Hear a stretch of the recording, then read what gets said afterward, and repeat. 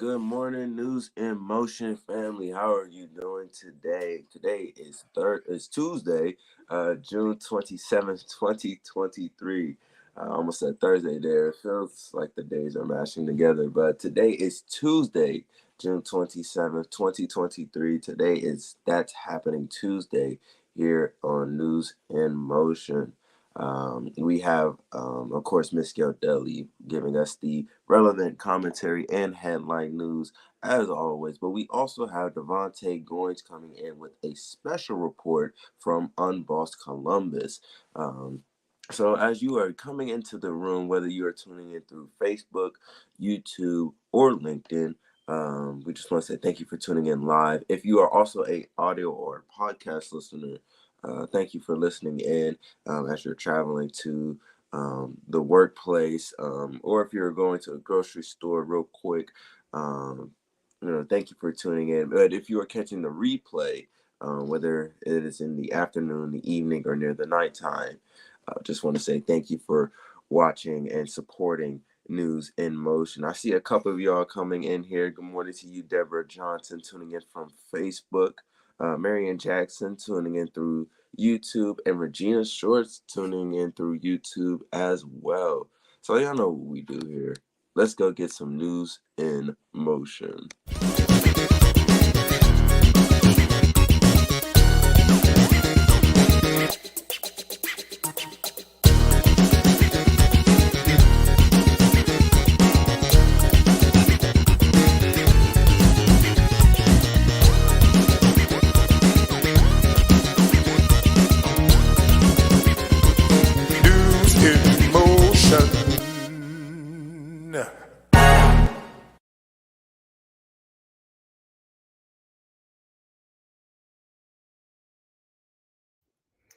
Hey, what's up, everyone? I was looking at the video this morning as I see you all coming in here. I see my brother just popped in here, Louis Pryor the third. He goes, "Good morning, my sister. I'm back." I'm glad you're back. Yay.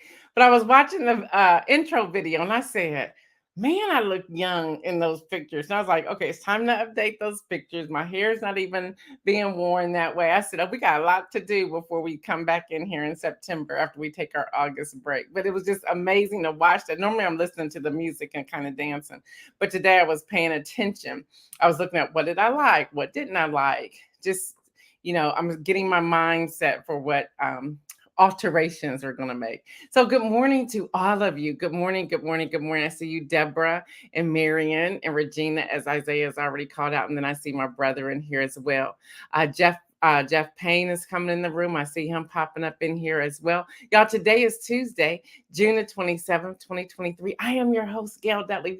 If you're ever wondering, if you're listening in on the podcast, who is that woman? My name is Gail Dudley, and I'm just so happy to be among you. And I thank you that you allow me to spend some time with you. So I'm real grateful for that. We are divided on several platforms. We are on Facebook, we are on LinkedIn, and we are on YouTube. So the views, you may be on one of the platforms. You're like, wow, there's nobody in here. That's because maybe they're on the other platforms. We're also learning that just because you don't see the numbers, that there are many people that are tuning in. And then on the podcast side, wherever you listen to podcasts, there are about 1,000 of you or more. So we're just so excited about that. I see you, Dr. Antoinette, coming in here as well. But y'all, we are at the place that we're about to wrap up our news segments that will end this Thursday. Then we'll go into Young People Takeover, and they will still be bringing you news, but they'll be bringing you news from their flavor, from their viewpoint, from their standpoint. So we have our high school ambassador, Lexi Williams, and then we also have our media freelancer, Isaiah Jones, who will be carrying that. Again, when we end on Thursday, they will not return until July the 5th because we're going to take that long weekend for the 4th of July. They will return on Wednesday, July 5th, and they'll be here on July 6th. And then the following week in the month of July, they're only going to be broadcasting Tuesday, Wednesday, and Thursday. August will be our break. And I want y'all to really support these young people. If you know young people in your sphere of influence, encourage them to come on. Yes, at 7:25 a.m. But believe me, they're going to have fun 3 days a week. We want to empower them. We want to encourage them. So we want young people to come in here. We want the older people to come in here as well. And then August, we take our break, and then we will return in September. And I believe it's the Wednesday after Labor Day. So we'll keep you informed with all that. I see you, Fred Jones, Mike Nicholson. I see you, Shardinia. Good morning to you. And Kim Edmondson, good morning to you. Good morning, good morning, good morning. So thank you all for tuning in. We just love what we do. Okay. We love it. And one thing, I see you, Stephanie Burbridge Hall, popping in here as well. One thing that people are noticing, and it is so true about me, that I'm always in the building stage. I want to build up people. I desire to build up people, whatever that looks like. I desire to build up people. So, y'all, let's get to the news. From the White House, the Biden-Harris administration announced over $40 billion to connect everyone in America to affordable, reliable, and high-speed internet. Now, that was some wild press room stuff yesterday. This is the largest internet funding announcement in history, and it kicks off the administration. Yesterday, it kicked off the administration-wide Investing in America tour. I see you, Judy Neal. Good morning to you. Y'all, about 7% of the country still doesn't have broadband access that meets minimum standards, according to federal estimates. Y'all, this new push to funded by the recent bipartisan infrastructure law, could bring faster internet to about 8.5 million families, businesses, and other locations. And here's how all this breaks down. I'm going to give this to you from the White House. Not every page, but I'm going to give you some of the highlights. This was really interesting. And I'm going to say this before I go anywhere else. It's the little things that this administration is doing that are turning out to be bigger things. And we cannot miss some of the things that they're doing to bring broadband internet to every American household is major. And we can't miss out. We can't miss out on this because it gives people the same access as everyone else. Google, research, information, banking, whatever that looks like, is bringing that to everyone's household. So we just have to be mindful of that. I see you, Misha. I see you, Adrian. So y'all, among the highlights, it says awards range from 27 million to over 3.3 billion. That's with the B, with every state receiving a minimum of $107 million to do this. Y'all, that's huge. 19 states receive allocations over $1 billion, with the top 10 allocations in Alabama, California, Georgia, Louisiana, Michigan, Missouri, North Carolina, Texas, Virginia, and Washington. Y'all didn't know that, did y'all? Yes, Kim Edmondson, especially for the students. With these allocations and others, the Biden administration invests all 50 states and DC and the territories now have resources to connect every resident and small business. I thought that was major when they added small businesses to reliable, affordable, high-speed internet by 2030. So it's going to be a slow rollout. They're starting with these initial top 10 allocations and a rollout from there. There's more details that I'll get to you all later, but they're talking about internet for all. They're talking about 14.2 billion for the Affordable Connectivity Program, and that's considered the ACP, which provides eligible households up to $30 a month. So they'll have some sort of help to get that out there, up to $75 a month on qualifying tribal land. So they considered that.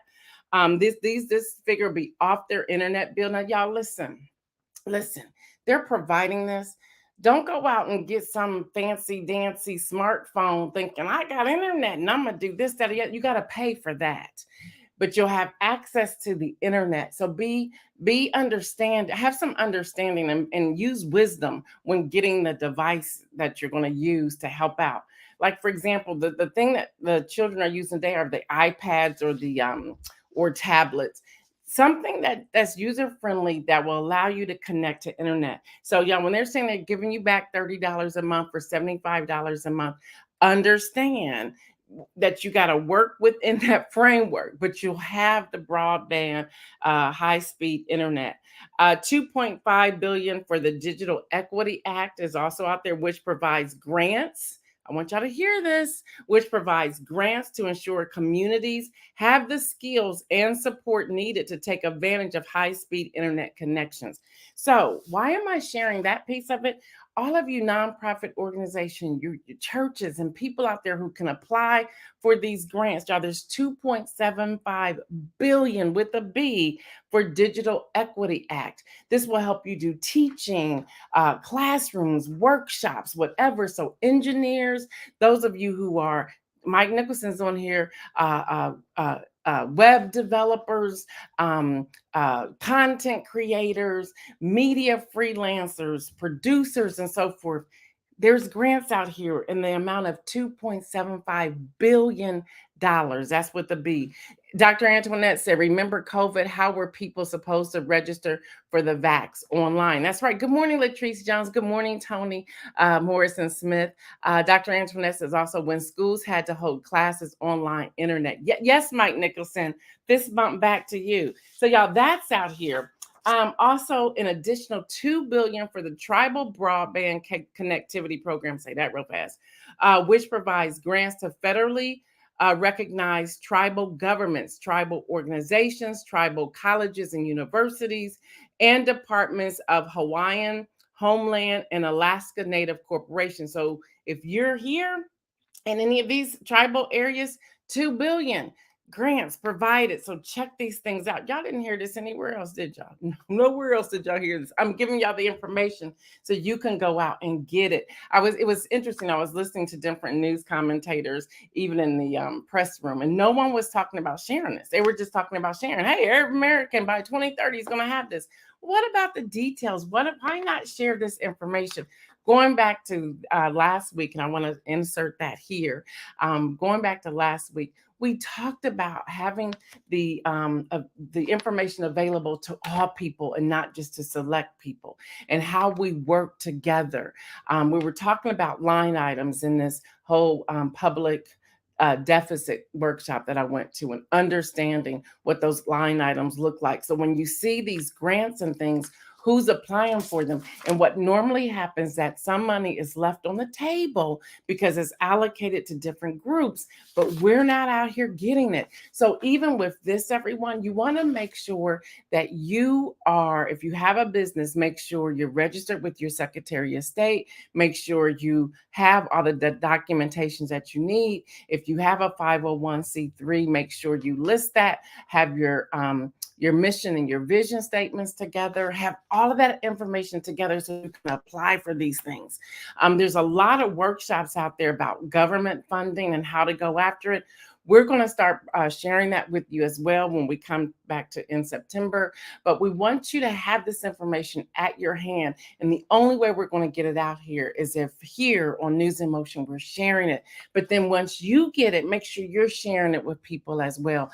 Like, you think about Devontae will be coming in a little while, but you think about artists, you think about journalism, you think about content creators, you think about small businesses, you think about coaches and consultants and all of that. We have to understand what we offer and put that out there and connect with people. Collaboration is also going to be key. You've heard me talk about that many times over the years. Collaboration is key because you may not have an element of it, of what's needed for the application, but somebody else may have it. So you collaborate with it and you go in together and you get that funding.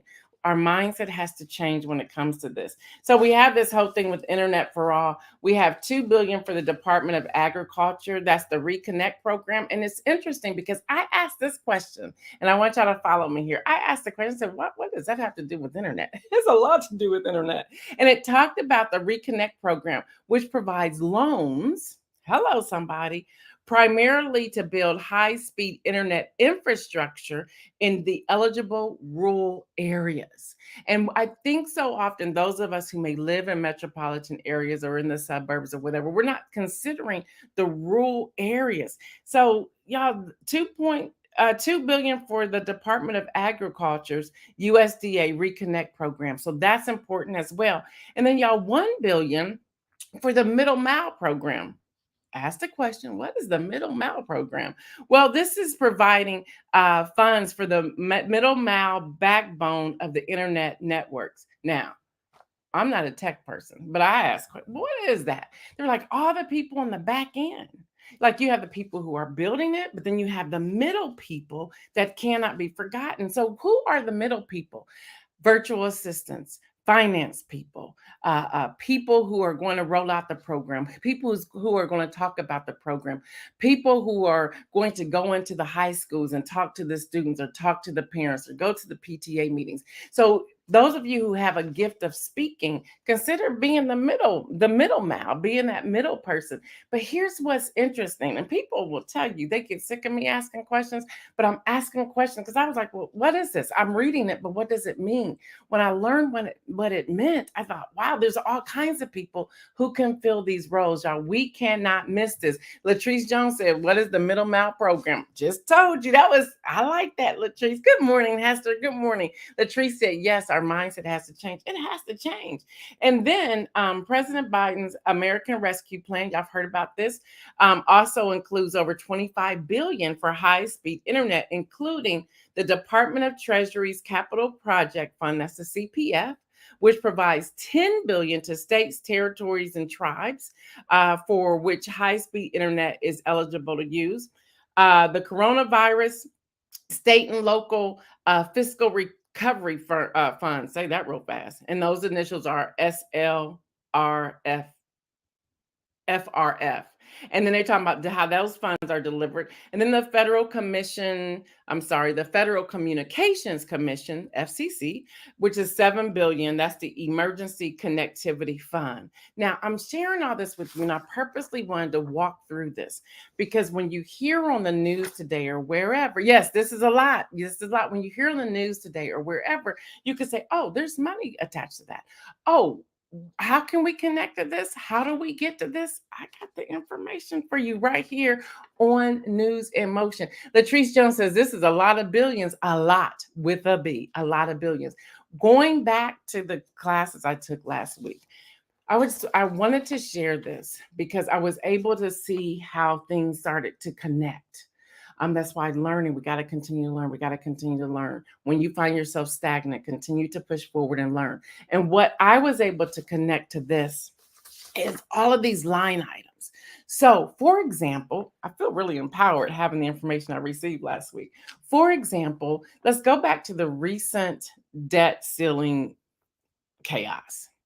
Well, if you remember, there's a line item that was on there talking about the whole COVID piece and that funding, what are they going to do with that money? They got to return that back into the budget. And so they had discussions, debates to get that back in there. So if this money, the billions that Latrice Jones mentioned, a lot of billions, if we don't use this, where do you think that money's going? So when they get back around the table and they're talking about the budget hearing and budget committees, they're saying, well, this is a pot of money sitting over here. So what are we doing with it? We're not using it. Just like every budget in every company and every nonprofit organization, if you don't use that money, you lose that money. And it's hard for you to negotiate with that money in the next pot because you didn't use it. But the problem is there's a breakdown in communication because many people don't even know this money is out here, especially the line items for Black and brown businesses, small businesses, women-owned businesses. SBA has a lot to do with it because they will categorize groups, but those groups don't even know this money is available. So we're not taking advantage of the money. Latrice Jones says, I'm glad you were able to attend the conference and get this empowering information. Listen, girl, I am like on fire with this information. Kim Edmondson said, use it or lose it. And Latrice Jones said the same thing. So if we don't even, but the problem is, many people don't even know what they're using. They don't even know that this money is available. Again, and I'm not talking negatively about any other media outlet or their commentary or what they do. But here's one of the challenges. They're not sharing the details. They're just like, internet for everybody. But what does that entail? And that's what we give right here on News in Motion. And I'm glad to do it here. I'm glad to do it here. And this is where we're going to stay. And this is what we're going to continue to do. But let me also add the voting component to it. And then we're going to go to Devontae. The voting component to this is what I'm about to say right now. We have to continue to vote people in who are going to consider what billions or millions are going to put on the table for those of us in small businesses, our side business, whatever it is, consulting, whatever, that will be able to have access to it. That will be able to have access to this. Mike Nicholson says most just waiting for others to do it for them. And that's sad. You're right, but that's sad. We have to jump in on this. Can you imagine us being the CEOs of this? Y'all, that's powerful. I see you, Karen. With that, we're going to turn the corner a little bit. Devontae Goins is from Unboss, who comes in and gives us a special segment each week. And he will return with us in September after this week. And don't forget, y'all, the Young People Takeover will be happening in July, and we want to encourage them. But he's going to talk about some findings of gun violence and violence of children. So y'all probably like, we went from internet to gun and gun violence. Well, I see the connection because you have internet, you have these games that are out there, because that's going to change once everyone has access to the internet. All these different games and the violence and the movies and documentaries and so forth will come forward. So if you get this information, it's going to make a difference. And I see Marion Jackson says, wow, thank you for this educational information. You are welcome. So go ahead and bring on in Devontae Goins. Isaiah, please. Good morning. Can you hear me? Devontae, we cannot hear you. Yeah, I'm over here muted. You know what they said when you go live, anything can and will happen. Hey, good morning, Gail and News in Motion family. Leave it to me to be over here on mute having a whole conversation with myself of all people. Well, I'm gonna let you take it away because I think I gave you a great segue to talk about violence now Yeah, that you every did. household will have broadband internet. You did. You really did set this up really well. So, everybody, Nationwide Children's Hospital, which is right here in Columbus, Ohio, recently did a study that discloses some reasons why so many youth shootings have been happening. The study involved deadly unintentional shootings involving kids younger than 15 years old. But check this out. They looked at only a small data set. They looked at 279 shootings across 33 different states. And 41% of the students, the research found that the victims, check this out, everybody, this is heartbreaking, were only between the ages of 2 and 4. Really mind-blowing, between 2 and 4, 41%. That's more than a third, almost a half of the cases when it comes to youth violence or be among our little ones. And they are preventable if you believe it or not. The Dr. Nicole Michaels, who was one of the senior authors of the study, she writes in the study, quote, it affects little kids who don't know what the guns are. They're playing with them, they're handling them, and they often shoot themselves. She goes on to say, News in Motion family, the older kids, they find the firearms in the home. They want to show it to their friends. Maybe they're having a sleepover or something like that. That's kind of the typical scenario we see in this data set, unquote. In 92% of the incidents, the guns that were used in these shootings were left loaded and unlocked, according to the study. These deaths, bottom line, can all be prevented, from the 2 to 4 year old deaths to the older. Both scenarios from the study, I actually have had family members or neighbors who have had to live these things, everybody. So for the 2 to 4 year old experience a couple years ago, a neighbor who lived right across the street from me, she set her gun on her bed. Her 2 year got it. She was just literally turned her back to move to take off a shirt and then move back to try and put it away. Her 2 year old had picked it up and shot himself and shot her 4 year old. That's just one case. And then just a few weeks ago, teenagers, not kids, but teenagers were at home while their parents were gone out of town. One 16-year-old literally picked up the gun, was showing it off to his friends, and the gun fired and ended up killing his best friend of his entire life. And that's something you can't undo. You can't bring back a life. So bottom line, everybody, lock your guns up. It only takes a second to Instead of putting it on the bed, put it in the gun lock, put it in the gun safe. Gail?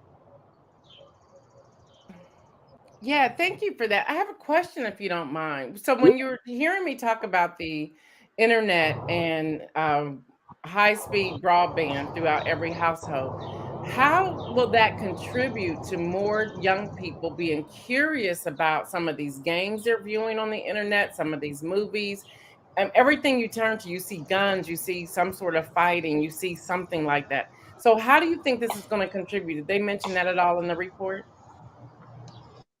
No, they didn't, but Gail, believe it or not, it won't contribute any more or any less because these 2-year-olds and even the teenagers already have wide access, like you were just alluding to the internet and to these different games like Fortnite and different things like that. That Yeah. guns are readily available, even in some of the music. It alludes to like, "Hey, I'm going to get this gun and I'm going to kill you for messing with my homie" and things like that. So.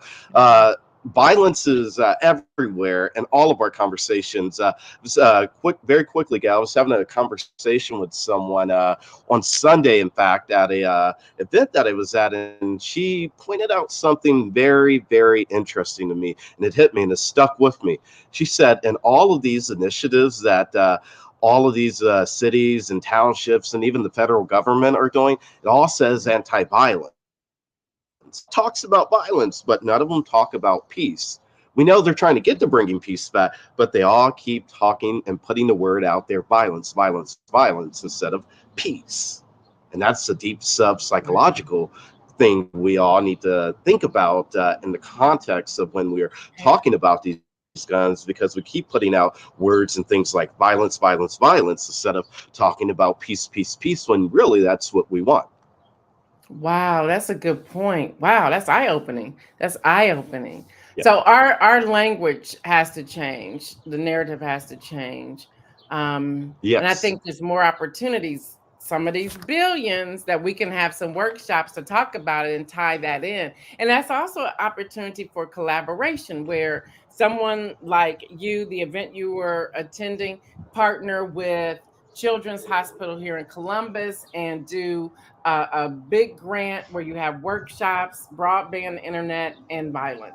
Somebody in Baltimore, same thing with the news organization, same thing with the collaboration with their hospital there to discuss that and pull that together. That's how we're going to make a difference. But my question back to you, Devontae, is how do we get beyond ourselves and truly partner? You have any suggestions for that? Gal, that's to put it in the words of my great academic advisor, Dr. Julius Bailey. That is a $10,000 philosophical question that I don't think we have the time for right now. We at some point we're gonna have to discuss that. We may have to use a whole segment to Yes. do so.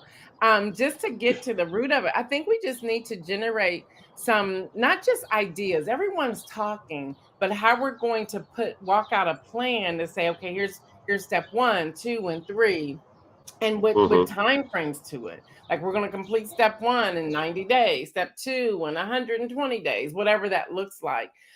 Just to show some movement, because I think if we just continue to talk about it, and that was a great report.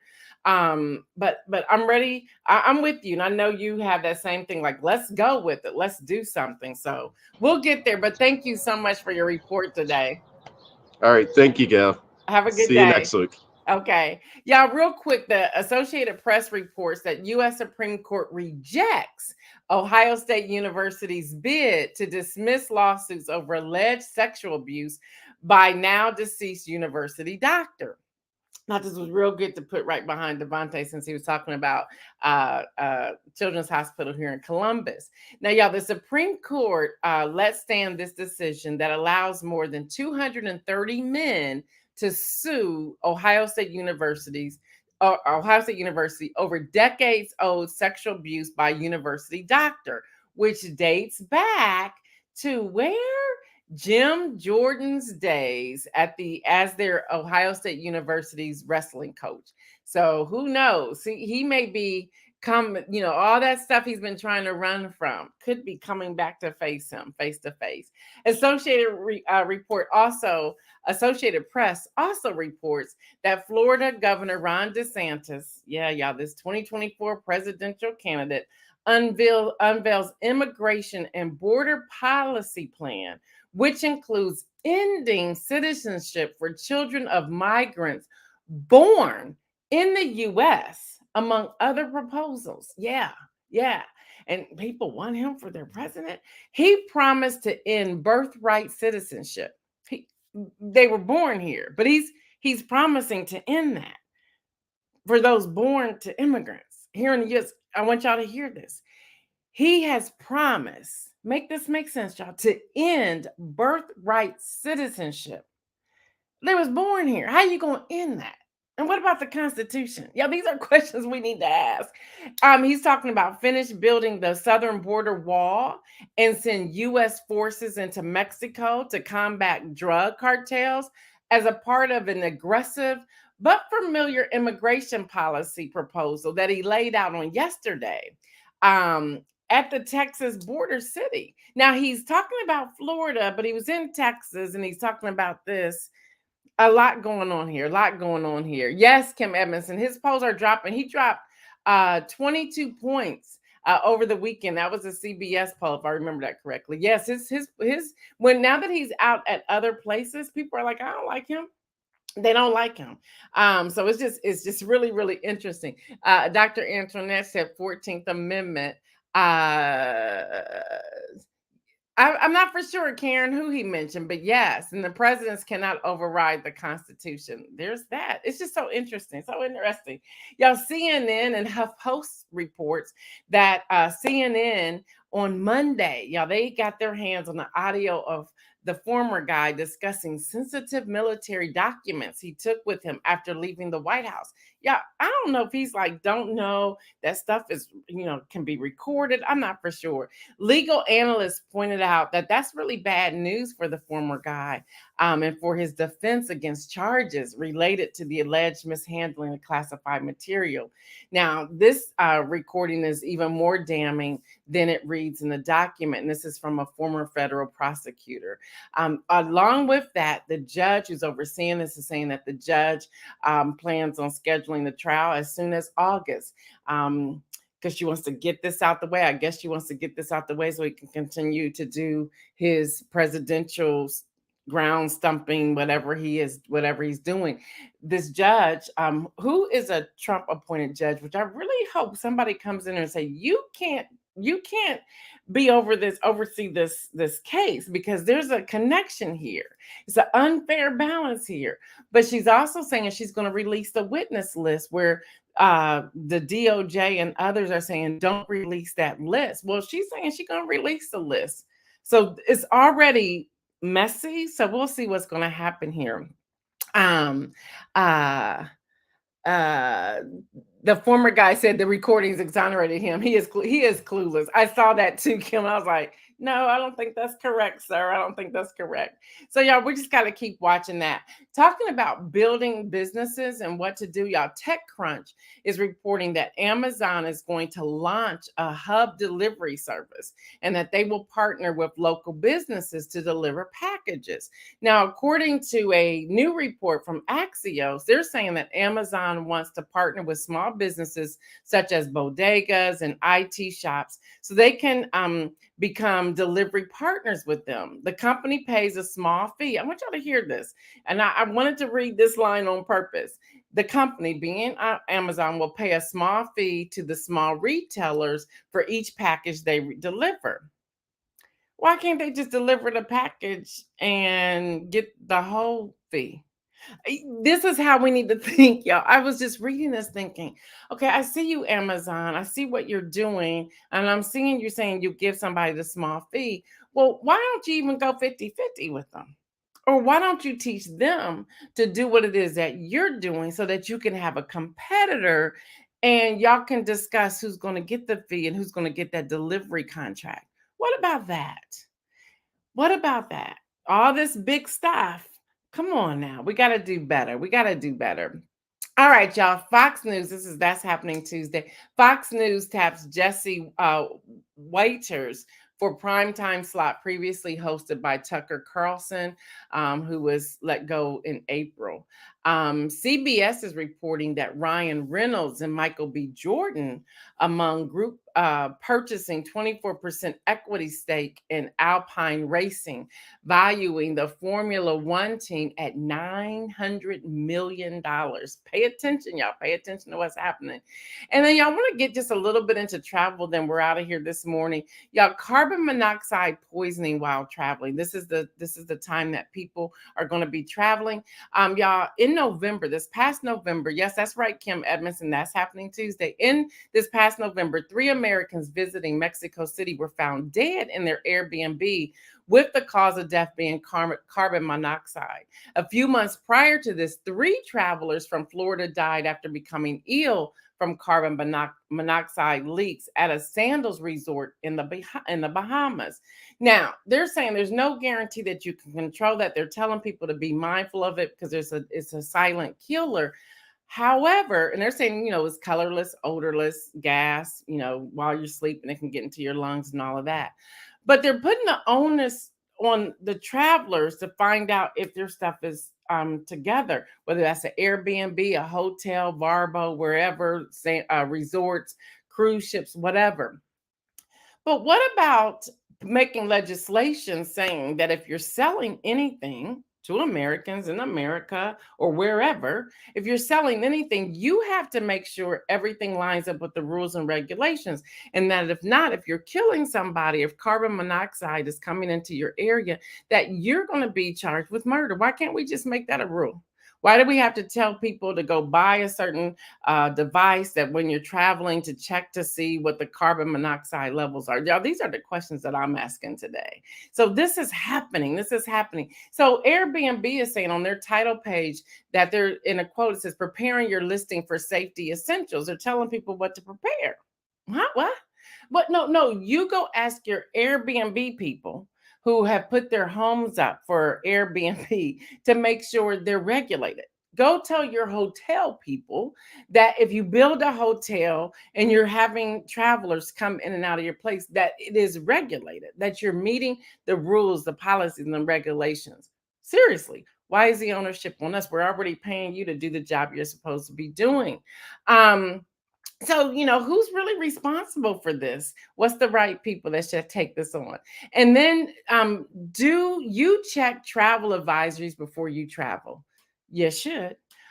Folders reporting that the United States Department has issued a travel warning for the Dominican Republic, warning U.S. citizens traveling to the country to be vigilant towards violent crimes and sexual assault. The travel advisory issued on June the 6th does not change the country's advisory level, which is already at a level 2.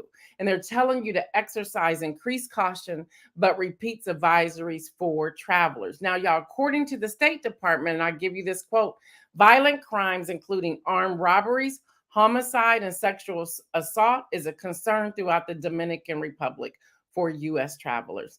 The advisory goes on to note that resorts areas such as Puerto Plata and Punta Cana may be better policed than urban centers like Santo Domingo.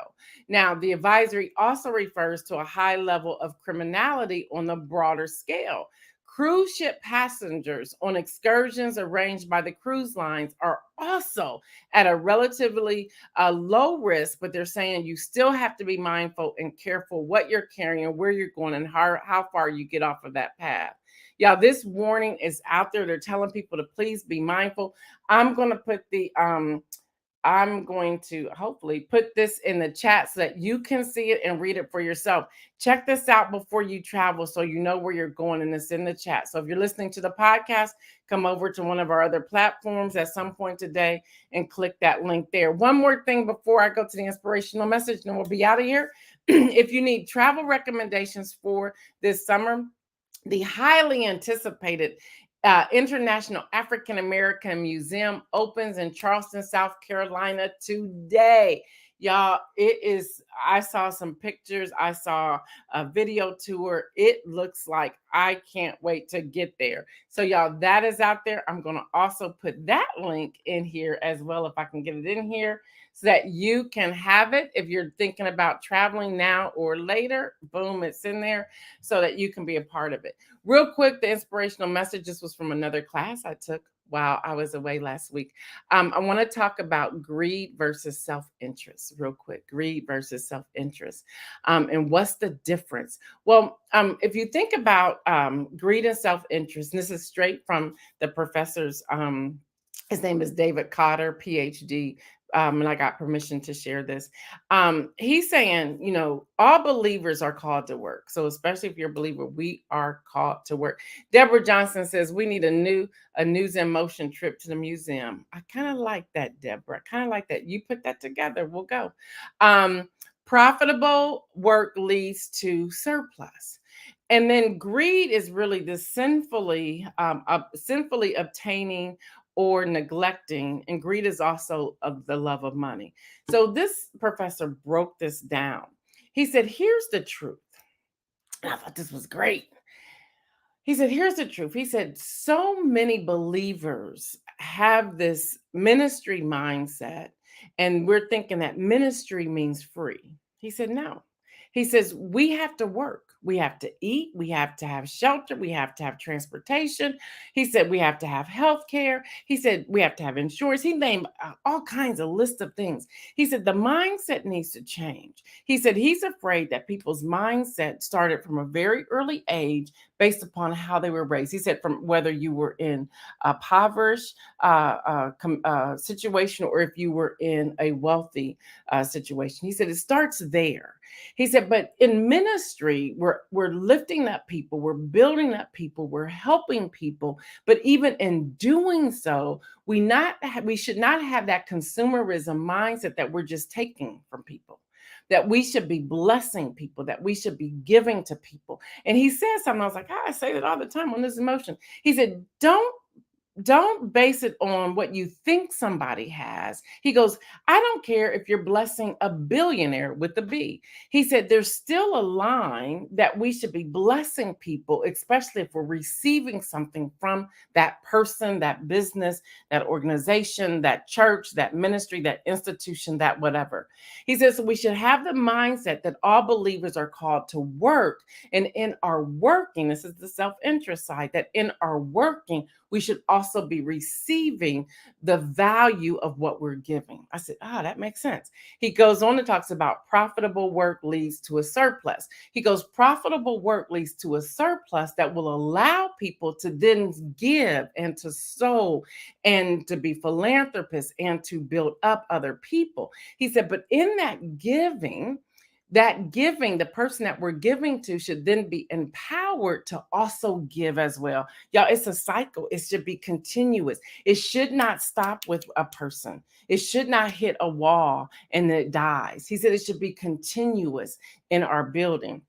He said greed, on the other hand, is having a love of money where our hands are so tight that we don't release and give to anybody else because we're thinking, nope, this is mine. I worked for it. I've struggled with it. I have blood, sweat, and tears behind it. So I'm going to just hold on to it. He said at some point that's going to die. He said it has to still be some giving somewhere in there. He said, and that all starts with our hearing the word of God and releasing that back out into the atmosphere. Y'all, this was powerful. I was like taking notes like crazy. And he said, greed is that sinfully obtaining or neglecting, that we're sinfully obtaining and we're neglecting the needs of others. He said, greed also comes into, he goes, so what, you have 10 pair of shoes. You got 10 pair of shoes. He goes, that's not greed. He said, greed is saying, well, I got mine and I see you over here and you're trying to build a business, but I'm going to let you figure it out on your own. He said, that's greed. He said, where self-interest is, let me help you build this thing. Let me speak into this. Let me connect you with some people. And while I'm at it, let me give you $5, $500, $5,000 because I believe in the work that you're doing. So he broke down sustenance, Utility, that's self-interest. Security, that's self-interest. Increasing money and assets, that's self-interest. Greed is indulgence. That's the only word that was. I was like, this is powerful. This is powerful. He also talked about, now I know my time is running out, but I want to get this up here. He also talked about connecting good intentions with sound economics. He also talked about Proverbs 31:18-20. And he had, his quote is, she sees that her trading is profitable. She opens, not her, his quote, his graphic. She opens her arms to the poor and extends her hands to the needy. And he broke down that word needy. He said, needy could also mean I need the definitions for something. I need the connections with people. I need to understand profitability. I need to understand balance sheets and statements. I need whatever that education is, what you need, what you stand in need of. Y'all, I can't keep going in all this. We're going to keep rolling this out, how I'm going to insert this into a lot of what we're going to be doing moving forward. But y'all, there was a whole lot there, and it helped me change my thoughts on some things. And I'm hoping my sharing it with you today helps you begin to think, okay, my mindset needs to change. Where do I need to go? My self-interest. I'm interested in this business. There's nothing wrong with that. But to have that greed portion on the other side, no. Stop holding on to it. Share it. Y'all, that word is out there. That word is out there, blessing people, tithing into people, giving an offering. Start building up. But that whole ministry mindset, y'all, needs to change. Ministry is not free. Churches still have to pay for the buildings. They still have to pay for utilities. They still have to pay the people who are working 24/7 in many cases. And stop trying to put a value on your pastor or their family or the people. Stop saying, oh, they're only worth $50,000. Are you kidding me? Their sweat. You don't know what's happening behind the thing. They may really be worth $500,000 or more. We don't know what God called them to. I know that just messed up half of y'all that are listening in or tuning in. It really could, but we need to stop putting value on people. We need to stop saying that's all you're going to get. That's all you worth. And we need to stop having these side conversations. If you're wondering why you're in debt and why you're struggling, think about the conversations you're having. I said what I said. I said what I said. I can keep going, but I'll stop. I can see I'm going into dangerous territories. I can feel it. So anyway, y'all, more of that's coming, but change that ministry mindset. Stop holding on. And sometimes God be telling you to sow. And you're like, I ain't doing that. He has everything he needs. Well, does he really? Maybe you don't know about that medical bill that needs to be paid. Maybe you don't know about the fact that that car is about to get repossessed. Maybe you don't know that their mortgage is about to go into foreclosure. And it's none of your business that any of those things may be happening. It could be God has given you that so you can sow it because he's about to bless you with quadruple the amount that you just sowed. So you're not going to miss it anyway. The mindset has to change. Another great session that I went to, it was deep. It was 90 minutes. And I was sitting there sometimes wrestling through some things, but he was speaking truth and he was depositing it in a way that people in the room were able to receive it. This was a great session. I can't go all the way into it, but here's a couple of scriptures if you want to write those down. Colossians 3:25 was one he used. Colossians 3:23 was one. Ephesians 4:28 was another one. 1 Timothy 6:10. I know y'all want me to write these down. I'll put them in the chat. And another one was 1 Thessalonians chapter 2, verses 5 and 6. There were so many more others. There's tons of scriptures he used in here. But y'all, we have to start thinking differently and begin to empower each other. For those of you who are going after these billions of dollars, look, here's an opportunity for you to do even more work. Okay, Lori said, you said what you said. I did. I said what I said. Marion said, speak the truth. I do every Monday through Thursday, every day actually of my life. Deborah says, trust God when he tells you to bless someone, even if it stretches you.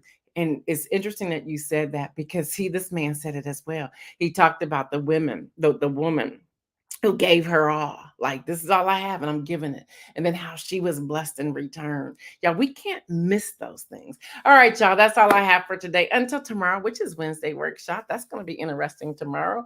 I'm Gail Dudley. This has been your News in Motion. Y'all know what I say. Stay well, everyone. And remember, make some bold moves. We're out.